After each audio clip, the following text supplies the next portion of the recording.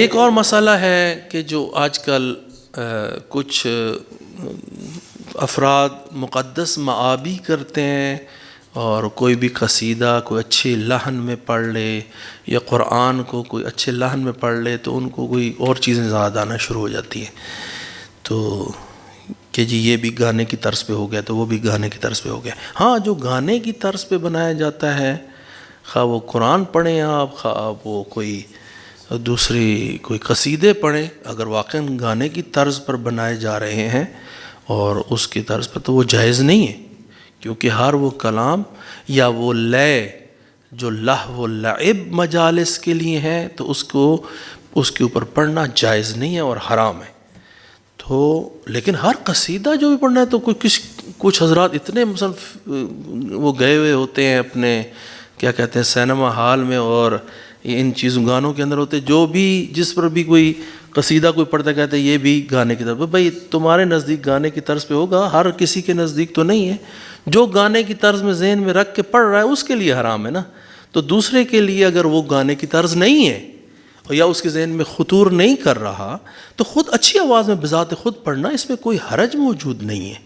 اس واسطے اتنے تنگ نظری کے ساتھ، اور پھر اس سے تو آپ ایک کلچر کو ختم کرنے لگے۔ یہ جو ذاکری ہے، بہرحال یہ اس نے بہت بڑا اثر ڈالا ہے، لیکن وہ ذاکری کہ جس کے اندر انہوں نے گانے کی طرزوں کے اوپر یہ حرکتیں کی ہوئی ہیں وہ واقعاً درست نہیں ہے۔ لیکن ذاکر لنگا جیسے جو تھے وہ بکھر کے اور بھی ذاکر تھے، معروف ذاکر تھے، جنہوں نے خود اچھی قصیدوں کی اور جو ہے نا وہ طرز ایجاد کی، اس کے اوپر پڑھتے تھے خود۔ اس کے علاوہ ہمارے پاس قرآن پڑھنے میں بھی بڑے اچھے قاریہائے قرآنی تھے کہ جو اچھی آواز میں قرآن پڑھتے تھے۔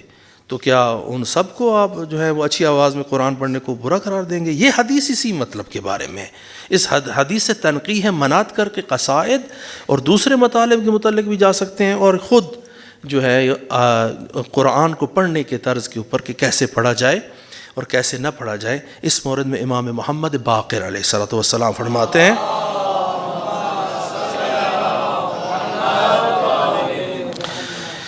ابو بصیر کہتے ہیں، ابو بصیر قال قلت لأبی جعفر علیہ السلام، میں نے امام باقر علیہ السلام کی خدمت میں عرض کیا، اذا قرأت القرآن فرفعت به صوتی، جب میں قرآن پڑھتا ہوں نا تو میری آواز اونچی ہو جاتی ہے۔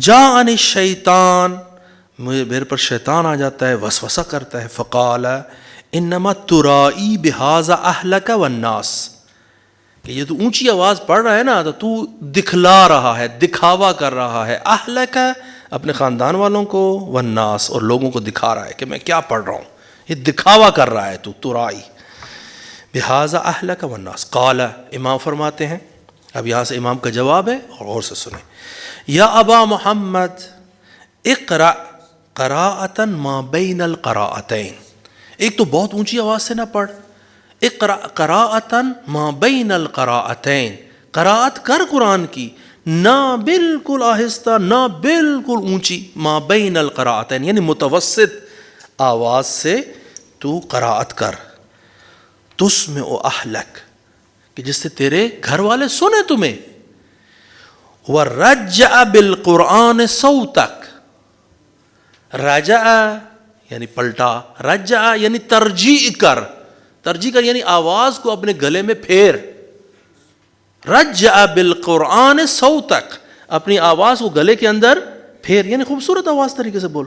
ایک ہوتی ہے ترجیع عادی، ایک ہوتی ہے ترجیع مطرب، ترباور، نشاطاور، جس طریقے سے یہ بعض گانے والے کرتے ہیں کہ جس سے آدمی کی تھر تھراہٹ بدن کے اندر آ جاتی ہے، جسے کہتے ہیں کہ اٹھ کے کچھ ناچنے شروع کرنے والے، وہ اس قسم، وہ مطرب حرام ہے۔ ہر ترجیح حرام نہیں ہے، وہ ترجیح جو طرب آور ہے وہ حرام ہے۔ یہاں پر امام خود کہہ رہے ہیں رجع بالقرآن صوتک، اپنی آواز کو قرآن کے ساتھ جو ہے نا وہ اپنے گلے کے اندر پھیر۔ فإن اللہ عز وجل یحب الصوت الحسن، خداوند متعال اچھی آواز کو پسند کرتا ہے، یرجع فیہ ترجیعا، کہ جس میں انسان اپنی آواز کو گلے کے اندر کیا کرتا ہے، پھرتا ہے۔ وہ ایک ہوتا ہے پھیرنا عادی، جس میں یعنی میں آپ کو اگر اس کی مثال دوں تو مثال راحت ہے، یعنی ایسی ترجیح کریں اپنے گلے کے اندر کہ جو لہو و لعب کی مجالس کے ساتھ کوئی میل نہ کھاتی ہوں. کچھ ایسی ہوتی ہیں کہ وہ جس طریقے سے وہ پتہ نہیں وہ کیا کرتے ہیں، وہ عجیب عجیب قسم کی آوازیں نکالتے ہیں، آواز کو کبھی اوپر لے جا رہے ہیں کبھی نیچے لے جا رہے ہیں. وہ جو گانے والے اور وہ طبلہ بجانے والوں کی وہ لہو و لعب کی مجالس کے ساتھ جو ہے وہ تعلق رکھ رہی ہوتی چیز، وہ حرام ہے. وَإِلَّا اگر آواز کو آپ اپنے گلے کے اندر پھیرتے ہیں اور خوبصورت طریقے سے قرآن کو قرأت کرتے ہیں تو اس میں کوئی حرج نہیں ہے. نہ فقط قرآن بلکہ قصائد امیر المومنین اور باقی قصائد اہل بیت اور قصائد پیغمبر اکرم اور نعتہائے پیغمبر اکرم کو اس کے اوپر پڑھنا بلکہ اچھا ہے، اس میں کیا برا ہے، بلکہ تو یہ ایک آرٹ ہے. اور آرٹ کے ذریعے سے اور اس فن کے ذریعے سے لوگ خوبصورتی جب بھی کسی چیز میں آتی ہے، خوبصورتی ضرورت نہیں کہ آنکھوں سے ہی نظر آئے نا، بعض اوقات قرآن کو اچھے خط کے ساتھ لکھنا ہے، یا یہ اس میں کوئی مشکل ہے؟ اچھے خط کے ساتھ بالکل لکھنا چاہیے قرآن کو اچھی آواز سے بولا ہے، یہ وہی کہا جا رہا ہے قرآن کو اچھی آواز سے بولنا ہے. جب آپ اچھے خط کے ساتھ لکھیں گے تو گھر میں بھی قرآن لگائیں گے، برکات وہاں پر بھی ہیں. اچھی آواز سے بولیں گے تو لوگ ریکارڈ کر کے اپنے گھروں میں، مثلا قاری باسط ہے اور بھی قاری ہیں اچھے قاری ہیں، ان کی آواز کو لوگ لگاتے ہیں، اپنے سفر پر جا رہے ہیں تو اپنی گاڑی کے اندر لگاتے ہیں اور دوسرے اس کو سنتے ہیں اور اس کو اپنی زندگی کا جز بنا لیتے ہیں. تو قیامت والے دن کہ جو بندہ قرآن پڑھتا ہے اور قرآن اس حد تک پڑھتا ہے کہ اس کے گوشت اور پوست کے ساتھ قرآن مخلوط ہو جاتا ہے، تو قیامت والے دن جب حاضر ہوگا اسے کہا جائے گا ایک آیت پڑھ ایک درجہ اوپر جا، ایک آیت پڑھ ایک درجہ اور اوپر جا. یعنی جتنی آیات پڑھتا چلے جائے گا اتنے درجات اس کے بلند ہوتے چلے جائیں گے. قرآن پڑھنے میں یہ ہے. اور یہ قرآن پڑھنا، قرآن، اور یہ بھی یاد رکھیے گا یہ بھی عموم کے لیے ہے کہ قرآن اور اہل بیت ایک ہی سکے کے دو رخ ہیں. قرآن اہل بیت کے ساتھ، اور اہل بیت جیسے پہلی والی حدیث میں نے کہا ربع فینا و ربع فی عدونا، اصلا ایک ربع قرآنی اصلا بذات خود اہل بیت کی مدح میں ہے، اور ایک ربع قرآنی اہل بیت کے دشمنوں کی مذمت میں ہے. اور باقی جو ربع ہے وہ احکام دین ہے، وہ بھی کس سے تم نے لینے ہیں، اس کی وضاحت بھی کس نے کرنی ہے سرکار؟ اہل بیت نے کرنی ہے. اور اس کے بعد سنن اور امثال ہے، اس کی بھی وضاحت کون فرمائیں گے؟ اہل بیت. تو اہل بیت اور قرآن ایک سکے کے دو رخ ہیں.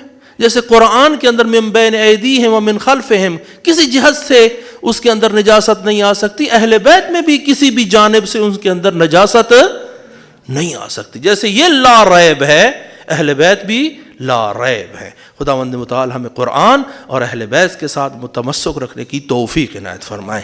والسلام علیکم ورحمۃ اللہ وبرکاتہ. آغا صاحب آپ کو زیادہ تھکا دیا، معذرت چاہتا ہوں.